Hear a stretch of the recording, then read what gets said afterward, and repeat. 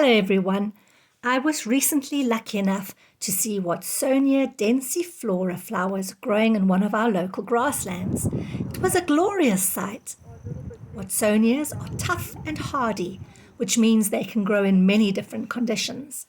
They are evergreen plants that grow from underground corms. Corms are swollen underground stems enclosed by dry leaves. Above the soil, Watsonia form clumps of long, strapped leaves that look a little bit like green ribbons. But the most exciting part appears when the plants flower. Watsonia densiflora grows tall spikes which are filled with bright flowers that can all open at almost the same time. When many of them bloom together, they can create a stunning display of color. They flower any time from November to June, and the colors range from pure white all the way through to deep red wine. Watsonia densiflora love moist grasslands, and they usually flower best after a fire when they bloom in huge numbers. But Watsonia aren't just beautiful. They're also useful to people. The corms, which are the bulb-like parts underground, can be crushed and mixed with water to make a sticky, dough-like substance. And when heated, this mixture becomes a strong, natural glue. In the Pondoland region of South Africa, this glue is traditionally used to attach spear blades to wooden handles. After the glue dries, it is made even stronger by wrapping it with strips of cowtail hide. Spears are very important tools, and they have different purposes. In traditional rural areas, some families still keep ceremonial spears, which they use in special rituals and sacrifices.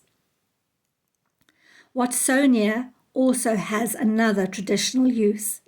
The bulbs are sometimes mixed into remedies to help treat diarrhea in babies. Now here's a real fun fact. There is a plant which mimics Watsonia flowers. This plant is an orchid called Disa nervosa. Disa nervosa copies the size, the shape, and the color of Watsonia flowers.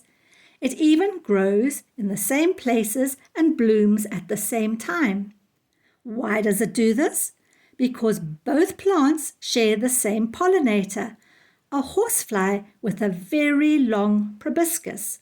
And a proboscis is a tube which is used for drinking nectar. By looking like Watsonia, the orchid tricks the horsefly into visiting it too. It's a clever example of how plants can mimic each other to survive. So next time you see a field full of bright Watsonia flowers, remember, they're not just beautiful. They're part of a story about nature, culture, and even a little bit of plant trickery. Today's new word is mimic. To mimic means to copy, imitate, or act exactly like something else. The Disa nervosa orchids mimic the Watsonia flowers because they are the same shape and color as Watsonia, and they grow in the same area to attract a common pollinator.